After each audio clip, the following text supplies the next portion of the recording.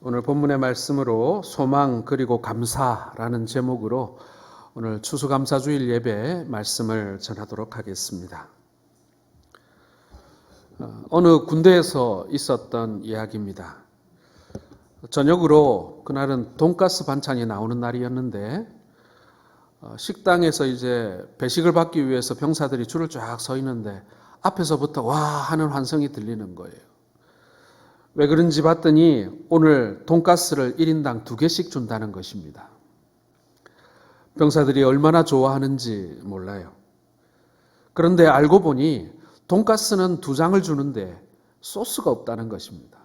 돈가스 소스를 안 부어주는 거예요. 부식병이 보급품을 받아오는데 돈가스 한 상자와 소스 한 상자를 가져와야 되는데 돈가스만 2상자를 받아온 거예요.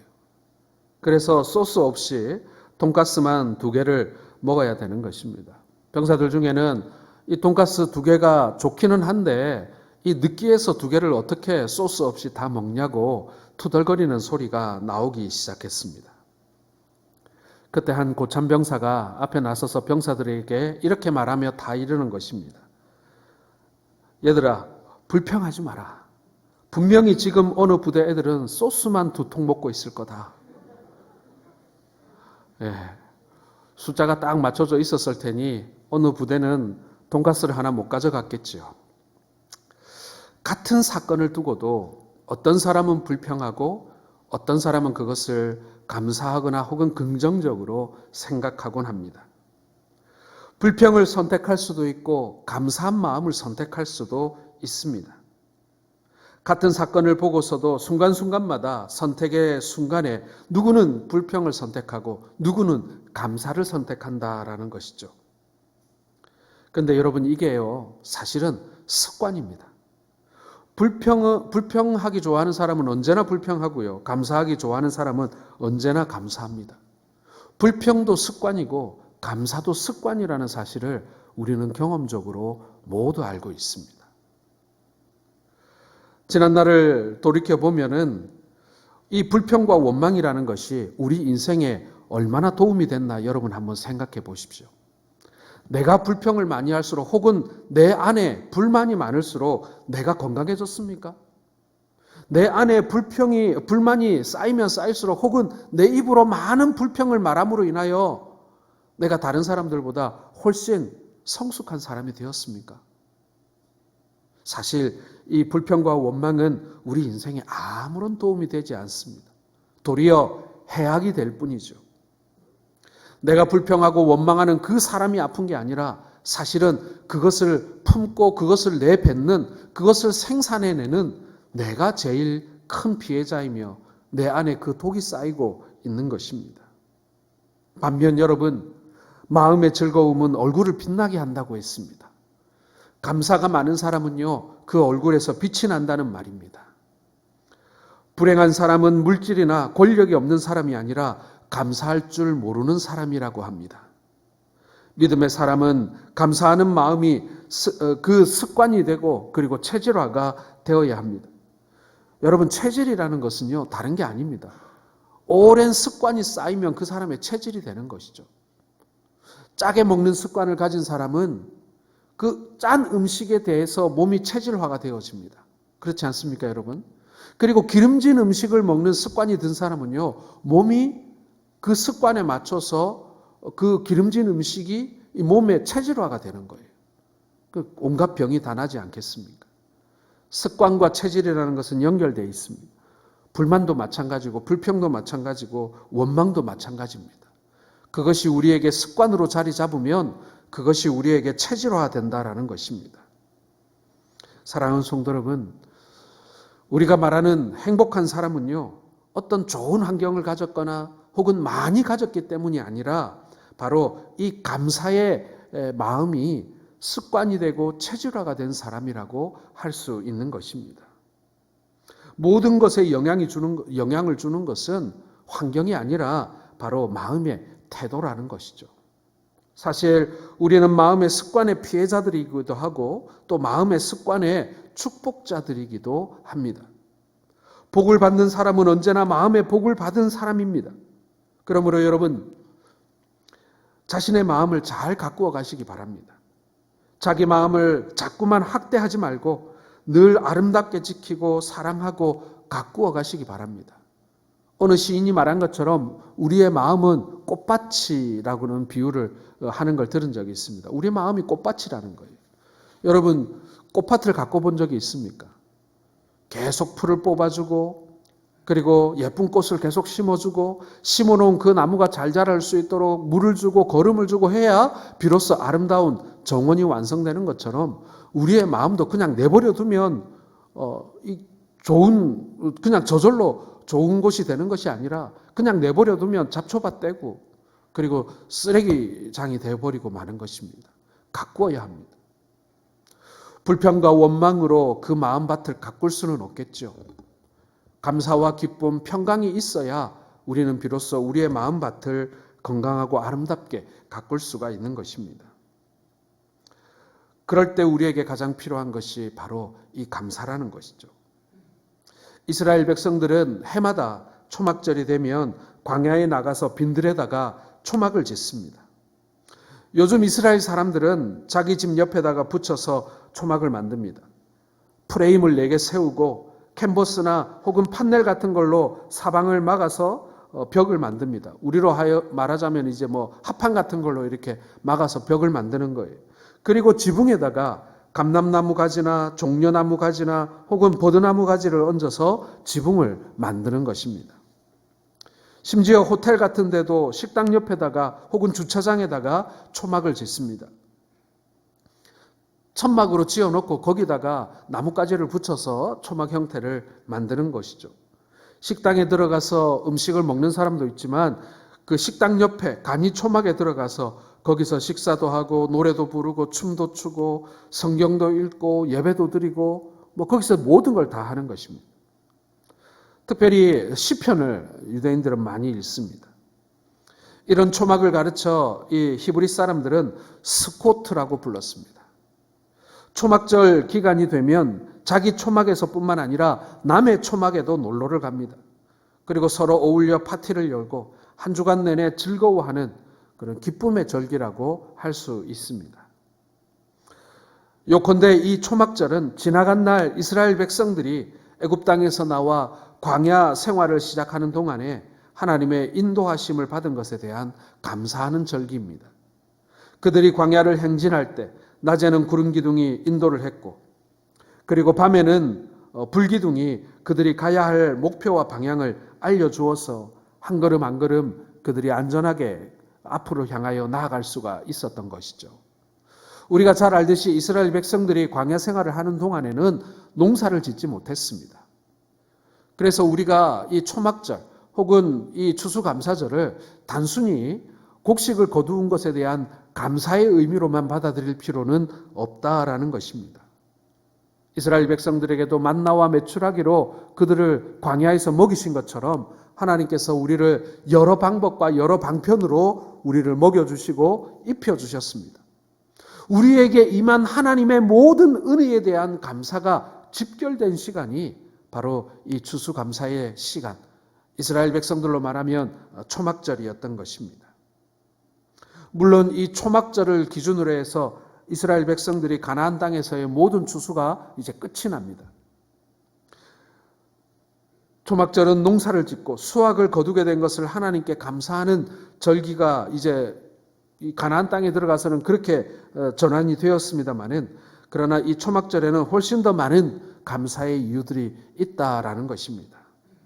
오늘 우리가 감사해야 하는 것들, 오늘 장로님의 기도 속에도 있었습니다마는 우리가 이곳에서 터를 잡고 우리 성동교회가 이곳에서 교회 사역을 시작하고 믿음 생활을 시작하고 그리고 우리 다른 데 가는 것이 아니죠. 이 자리에 다시 새로운 예배당을 짓고 또 앞으로 긴 세월 동안 우리가 이곳에서 믿음의 삶을 살아가야 할 텐데 그리고 여기서 우리가 믿음 생활하고 예배 드리다가 이제 주님 만나러 가야 할 텐데 우리가 오늘날 감사해야 할 것은 무엇이며 우리가 어떠한 감사의 습관을 가지고 살아야 하는가를 이 시간 함께 우리가 살펴보면서 주님의 은혜를 감사하는 시간 되기를 소원합니다. 첫째는 여러분, 우리가 감사해야 할 것은요, 우리에게 주신 가정에 대한 감사인 줄로 믿습니다. 자, 이 초막절의 초막은 가족들이 함께 모여서 만드는 것입니다. 가족 단위예요. 가장 기본적인 것은 자기 가족들을 위해서 초막을 짓는 것입니다. 오늘 우리가 살고 있는 시대를 가르쳐 소위 핵가족의 시대라고 말합니다. 편의주의가 지배하는 시대에 식구가 많아지는 것은 분명 부담스러운 그런 때가 된 것이죠. 조부모를 모시고 사는 것도 부담스럽게 생각합니다. 심지어 부모님조차도 부담스럽게 생각하는 자녀들이 많아지고 있습니다. 또 어떤 부모는 자녀가 하나씩 늘어날 때마다 부담이 늘어난다고 생각하는 그런 경향도 지금 확실히 있습니다. 위로든 아래도든 가족을 이제는 짐이라고 생각하는 사람들이 많아지고 있다라는 것이죠. 그런데 여러분, 이 유대인들이 사용하는 이 탈무드에 보면 아주 재미난 표현이 있습니다. 이 가족들은 새의 날개와 같다라고 되어 있습니다. 새는 날개를 부담으로 여기지 않습니다. 어떤 새는 날개가 짧고 어떤 새는 날개가 깁니다. 참새는 날개가 요만하죠. 그런데 세계에서 날개가 제일 긴 구남조라고 하는 새는 날개 길이만 3m예요. 그런데 그 긴 날개가 부담스럽지 않는가? 그 날개가 좀 짧으면 더 좋지 않겠는가? 이렇게 여길 수 있습니다. 그러나 새는 날개 때문에 오히려 더 높이 그리고 더 멀리 날지 않겠습니까? 날개가 짧은 참새는 가까운 곳밖에 못 날아가지만 날개 길이가 3m가 넘는 구남조는 수천 킬로를 날아갈 수 있는 능력을 가지게 되는 것입니다. 요즘에 많은 젊은이들이 결혼조차도 부담스러워합니다. 분명 걱정스러운 일이긴 한데 더 큰 문제가 뭐냐면요. 이 결혼한 부부들이 아기를 빨리 안 낳는 거예요. 3년 후, 4년 후, 어떤 사람은 5년 후에나 낳겠다고 말하기도 하고요. 어떤 친구들은 제가 결혼 주례를 한 그 부부인데 그 부부는 뭐라냐면 아기가 없는 것도 괜찮겠다 이렇게 저한테 얘기를 하더라고요. 제가 얼마나 회개했는지 모릅니다. 주례할 때 많이 낳으라고 다짐을 받아야 되는 건데 그걸 제가 안 받았던 것 같아요. 이유를 물어보면요. 부담된다라고 그래요. 그 말이 제일 많이 나와요. 그래서 좀 더 안정된 다음에 아기를 가질 궁리를 해보겠다 이렇게 얘기를 합니다. 그러나 여러분, 기필코 가족은 결코 부담이 아닙니다. 자녀 하나가 생긴다고 해서 부담되는 것이 아니라 그 자녀를 통해 갖게 되는 기쁨과 보람이 세상의 그 어떤 것보다도 비교가 되지 않는 감사가 되고 기쁨이 된다는 것입니다. 살아가면서 삶의 용기와 에너지, 때로는 힘들고 어려울 때마다 다시 일어날 수 있는 힘의 원천을 하나님께서는 가족들을 통하여 우리에게 제공해 주십니다. 또 살아갈 수 있는 의지를 하나님께서는 가족들을 통해 우리에게 불어넣어 주시는 거예요. 사랑하는 성도 여러분, 여러분들에게 가족은 어떤 존재입니까? 물론 부담스럽기도 하고 애를 먹이는 가족도 있습니다만은, 그러나 가족은요, 우리에게 있어서 분명 귀중하고 소중한 존재입니다.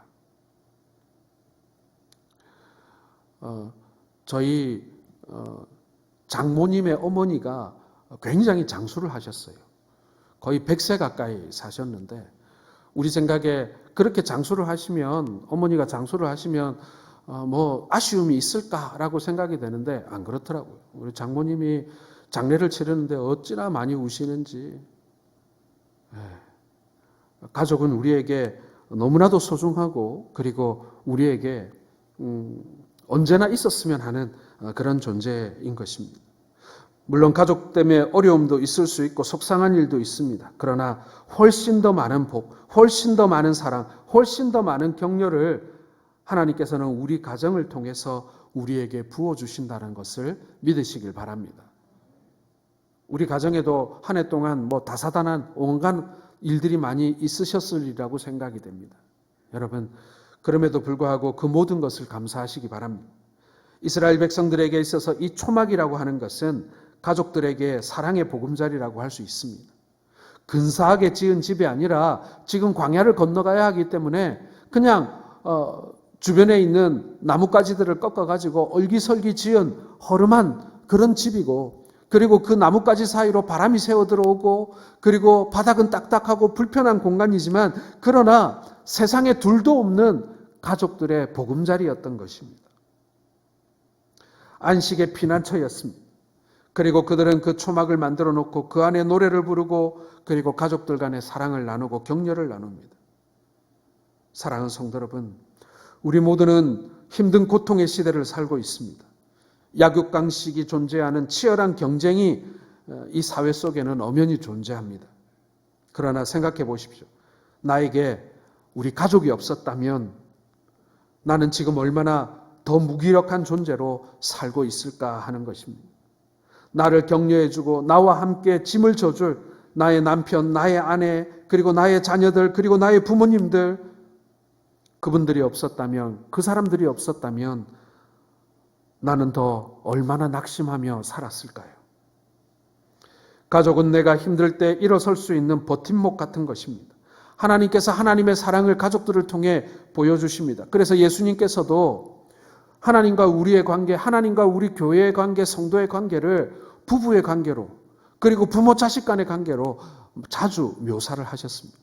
왜냐하면 우리가 경험할 수 있는 최고의 사랑이 그 가족들 안에 있거든요. 그래서 하나님께서는 우리에게 아버지라고 칭하셨고 우리를 자녀라고 부르고 계시는 것입니다. 이것보다 더 소중한 관계가 어디 있다는 말입니까?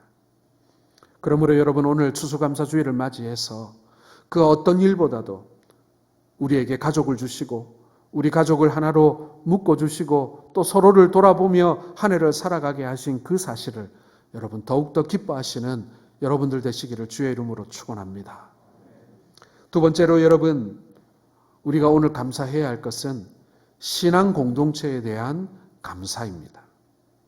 자, 이스라엘 백성들이 자기 가정을 위한 초막을 만들지만 거기에 끝나지 않습니다. 그들은 때로 다른 이웃들의 초막을 방문합니다. 또 어떤 경우에는 옛날에는 아주 광야에 나가서 여러 사람들이 함께 거할 수 있는 굉장히 큰 초막을 만들기도 했습니다. 그러니까 원래 가족 단위로 만드는데 우리 식구들 것만 만들기 힘들고 혹은 우리 식구가 좀 많고 이러면은 옆집이랑 혹은 친척이랑 같이 두 집 혹은 세 집 사이즈의 초막을 크게 같이 지었다라는 것입니다. 이게 더 재밌을 것 같기도 해요.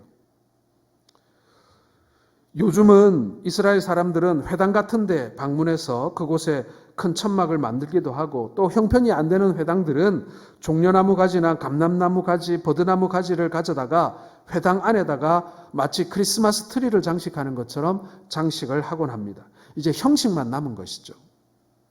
그들이 그렇게 하는 것은 과거에 이스라엘 백성들이 광야에 행진을 했던 그것이 비단 내 가족들만의 행진이 아니라 가족들이 함께 모여진, 더 많은 가족들이 모여진 더 큰 가족 공동체의 행진이었다라는 사실을 확인하고자 하는 것입니다.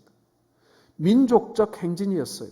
초막을 우리 집만 지은 것이 아니라 모든 이스라엘 백성들이 함께 그 집을 지었고 또 같이 그 어려움을 경험했다라는 것입니다. 우리가 함께 머물 수 있는 커다란 공동체로서 이스라엘 백성들이 함께 더불어 광야의 길을 행진하고 있었던 것입니다. 내 가족이 나에게 위로가 된 것은 분명합니다. 그러나 그에 못지않게 하나님을 향한 믿음과 사랑을 고백하고 함께 여호와의 이름을 부르는 사람들이 하나의 공동체를 만들어서 더불어 나눌 수 있었다는 것, 함께 모여서 격려하고 위로할 수 있었다는 것, 여러분, 이것이 험난한 광야의 길을 걸어갈 수 있는 정말 중요한 힘이 되었고 그리고 도움이 되었다라는 것입니다. 사랑하는 성도 여러분, 우리도요 집에서 혼자 신앙생활 할 수 있어요. 혼자 성경 읽고 혼자 설교 듣고 뭐 그럴 수도 있을 겁니다. 그런데 그렇게 해보십시오. 금방 힘이 빠집니다. 금방. 교회에서 갈등을 겪다가 이렇게 교회 생활을 쉬는 분들이 있습니다. 그래서 신방을 가면 집에서 예배 잘 드리고 있습니다. 이렇게 얘기를 합니다. 예, 집에서도 얼마든지 예배할 수 있습니다. 그러나 여러분, 얼마나 갈까요? 그러한 예배 생활, 그러한 신앙 생활은 금방 힘을 잃어버립니다. 금방 힘을 잃어버리면 어떻게 되느냐면 사단이 나무에 달려있는 열매는 못 따고 그 열매가 힘이 없어서 땅에 떨어져서 땅바닥에 뒹굴고 있으면 사단이 그것을 주워갑니다. 아주 쉽게 주워갑니다. 그런 것과 마찬가지로 우리가 주님의 포도나무에 이렇게 매달려 있지 않고 달려 있지 않고 연결되어 있지 않고 하나님께서 이어주신 이 교회 공동체 안에 이어져 있지 않고 우리가 거기서 떨어져서 땅에 뒹굴면요. 그것을 주소하는 것은 사단입니다. 사단이 바구니 들고 와서 다 주워 담아요. 여러분 그것이 교회와 단절된 신앙생활입니다. 얼마 못 간다는 얘기입니다. 사랑하는 성도 여러분, 이 가족이 나에게 위로가 된 것처럼 우리의 공동체가 우리의 위로가 될 줄로 믿으시길 바랍니다. 우리가 지난 70년, 우리 성동교회가 내년이면 이제 70주년이 됩니다. 그리고 이 신암동에 터를 잡은 지는 47년이 됩니다. 지금까지 우리가 혼자 걸어왔습니까? 여러분 혼자서 여기에서 신앙생활 하셨습니까? 우리 성동교회에서 혼자 걸어온 것이 아니라 믿음의 공동체로 우리는 함께 걸어온 것입니다. 그리고 앞으로도 우리는 함께 걸어가야 합니다. 그것이 하나님께서 교회라는 공동체를 만드신 이유인 것입니다. 우리가 주님 배움는 그날까지 우리가 이 공동체 안에서 살아갑니다. 왜 이렇게 골치 아픈 것을 만드셨을까? 서로 마음이 안 맞을 수도 있고 갈등할 수도 있고 싸울 수도 있고 다툴 수도 있는데 왜 이렇게 복잡한 관계를 만들어 놓으셨을까? 요즘에 개인주의가 더 이렇게 더 심해지니까 그런 불만을 할 수도 있고 실제로 젊은이들은 내가 예수는 믿지만 그 교회 공동체라고 하는 그 골치 아픈 곳에 나는 안 들어갈 거다. 이런 젊은이들도 적지 않습니다. 그런데 왜 하나님께서 이 복잡한 세상 가운데 복잡한 교회를 세우셨을까요? 여전히 불안하고 불안정하고 결점이 많고 문제가 많지만 그러나 하나님께서는 이 교회 공동체를 통하여 우리를 다스리시고 우리에게 복 주시는 분이심을 여러분 믿으시길 바랍니다. 우리가 신앙생활 혼자 설 수 없다는 것을 우리 주님께서는 너무나 잘 알고 계셨어요. 얼마 못 간다는 거 잘 알고 있었어요.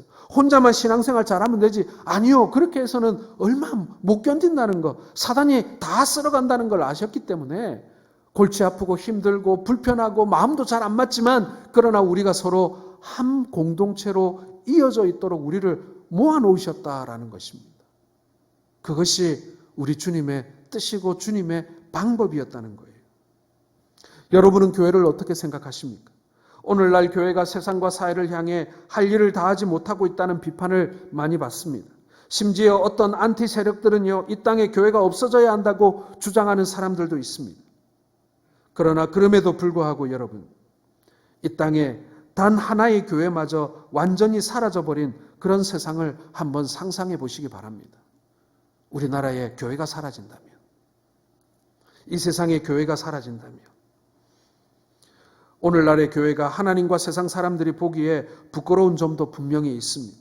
그런데 그 교회가 하나도 없이 사라져버린다면, 교회가 사라진 세상 상상해 보시기 바랍니다. 교회가 없는 지금의 나의 인생을 여러분 상상해 보시기 바랍니다.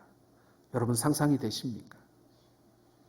우리가 잘 아는 위대한 과학자였고 유대인이었던 아인슈타인은 늙은 나이에 기독교로 이렇게 개종을 하게 됩니다.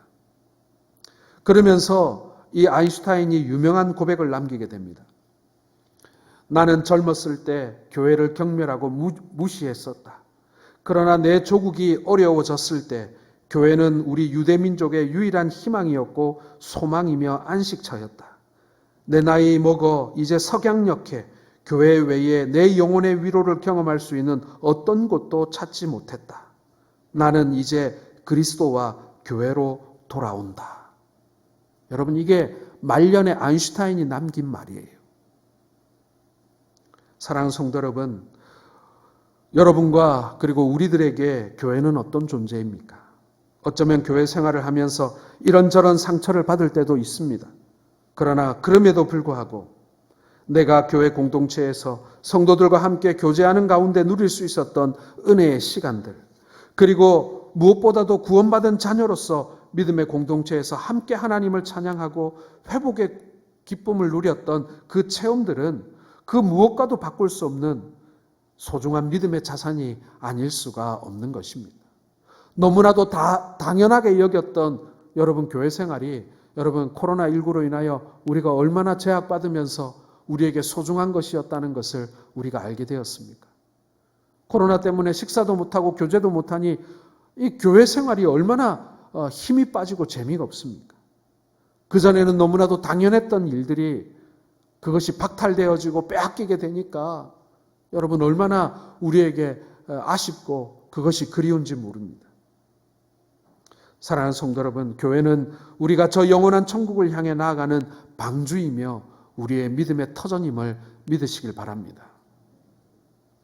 조선일보에 오랫동안 광수 생각을 연재했던 박광수 씨가 쓴 글 중에 참 서툰 사람들이라는 책이 있습니다. 그 책에 보면 사랑, 그 미친 짓이라는 그런 글이 있어요.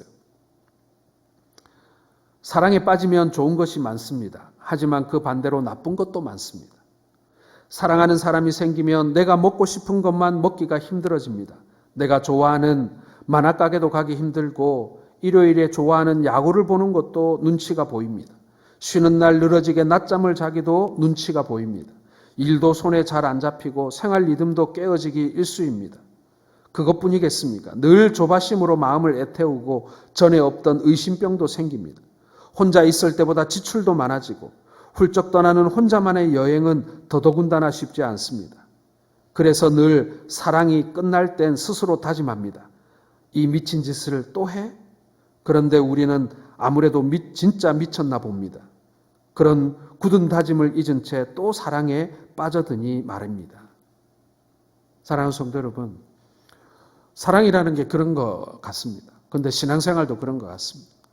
우리가 고통을 당하면서도 또 사랑하고 또 사랑하는 것처럼 이 믿음 생활도 분명 우리에게 숙제도 주고 도전도 주고 어려움도 주고 풀어야 할 골치 아픈 문제들도 생기곤 하지만 그럼에도 불구하고 이것이 우리에게 얼마나 유익하고 또 우리에게 필요한 것인지 모릅니다. 사랑하는 성도 여러분, 나에게 가족을 주신 하나님의 은혜는 참으로 감사합니다. 그러나 그 못지않게 우리의 가족들이 모여 형성하고 있는 보다 큰 가족, 하나님의 영원한 가족들이 모인 교회를 주신 그 하나님 앞에 찬양과 감사를 드릴 수 있기를 바랍니다. 그리고 우리가 함께 이 믿음의 공동체를 더 아름답게 그리고 더 소중하게 가꾸어 갈 수 있기를 축원합니다. 우리가 이제 새로운 예배당을 짓습니다. 우리가 새로운 건물을 짓는 것보다도 더 중요한 것은 우리의 이 성동교회가 건강하고 아름다운 공동체가 되어져 가는 것입니다.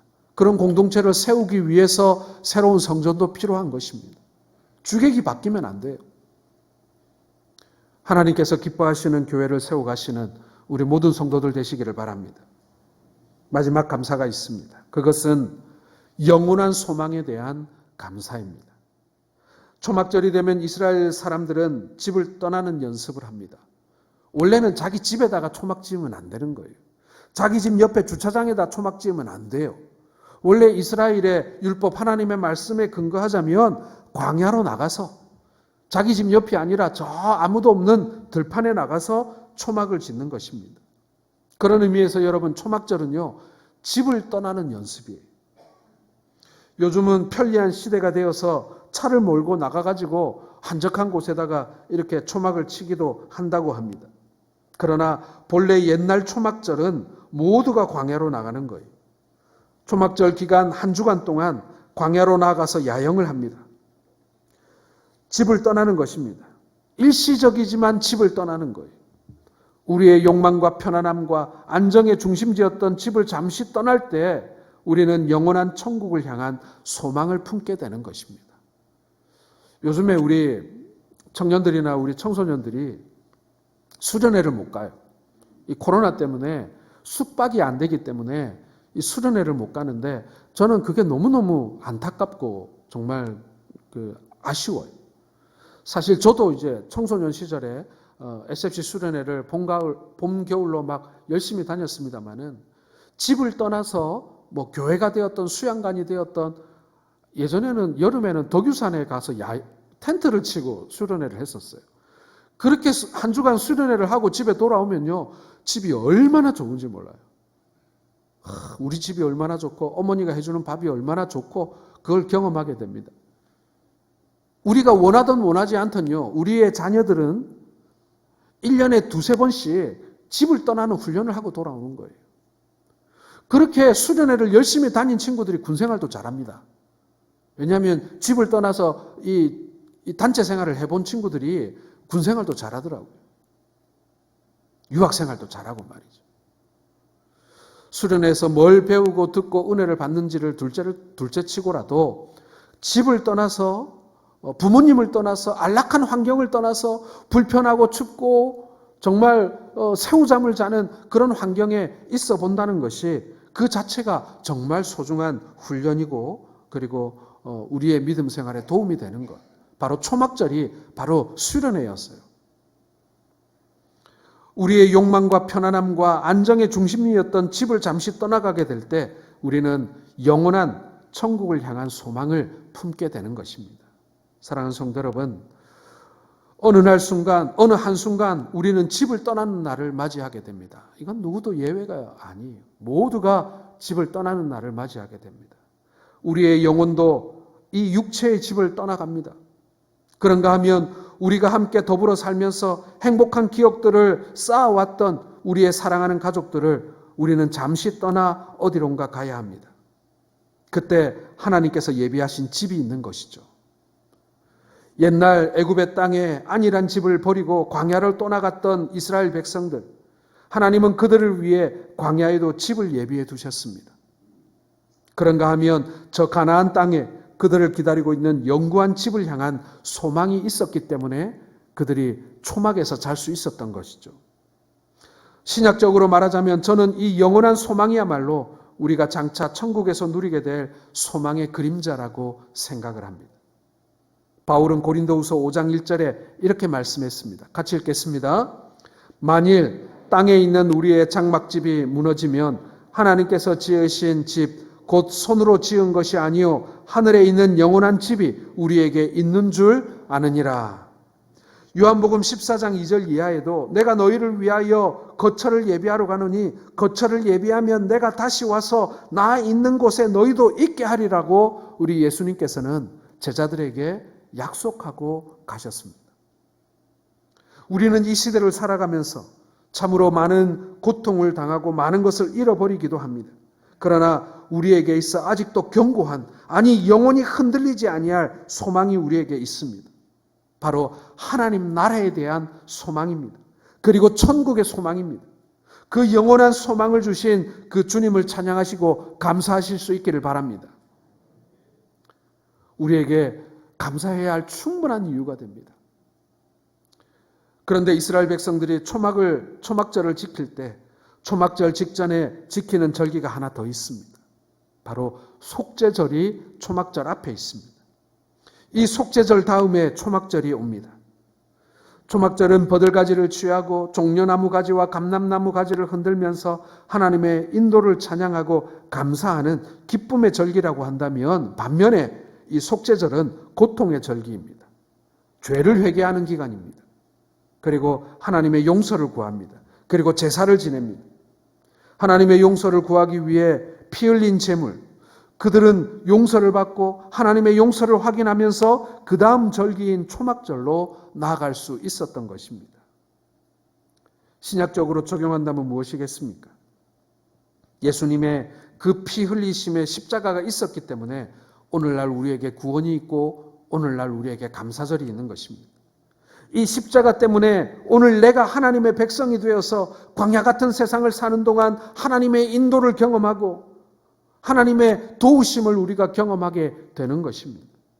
십자가 때문에 나는 오늘도 하나님의 인도를 경험합니다. 십자가 때문에 우리는 죽음 저 건너편에 있는 견고하고도 영원한 하나님 나라의 소망을 우리가 지금 바라보면서 기뻐하고 있는 것입니다. 여러분, 우리가 먼 곳을 여행할 때요, 아주 먼 곳에 있는 우리의 목표점이 잘 보이지 않아요. 그래서 뭐 망원경도 보고 막 그렇게 합니다만은 아주 먼 곳에 어렴풋이 그것이 보이면요, 우리가 힘이 나지 않습니까?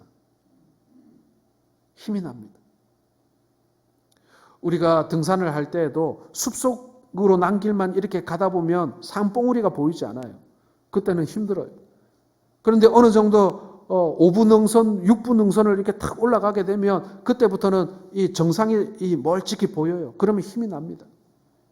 그런 것처럼 여러분, 오늘 우리가 믿음의 눈으로 하나님께서 우리를 위하여 예비하신 영원한 장막, 하나님께서 우리를 위하여 예비해 두신 하나님 나라의 그 영원한 우리의 본향, 우리의 집을 바라볼 수 있는 그 소망을 가지시기를 바랍니다.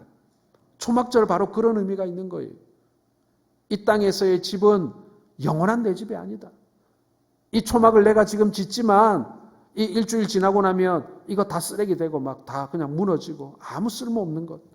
그런 것처럼 우리의 육신도 이 땅에서의 삶도 때가 되면 다 쓰러지고 무너져서 아무것도 아닌 것이 될 그런 날이 있고, 나에게는 영원한 본향, 하나님께서 예비하신 나의 견고한 그 집이 있음을 믿는 것.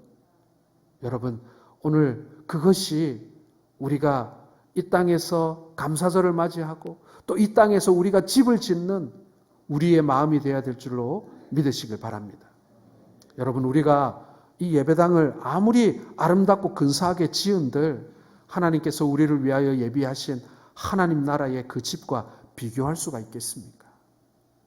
우리가 이 땅에 살면서 집을 짓고 또 허물고 또 짓고 허물고 하는 그 모든 과정을 바라보면서 우리에게 있는 영원한 하나님 나라에 대한, 하나님 나라의 그 우리를 위하여 예비되어진 그 아버지의 집에 대한 소망을 가져가시는, 그 소망을 가슴에 품고 살아가시는 우리 모든 성도들 되시기를 주의 이름으로 축원합니다. 기도하겠습니다.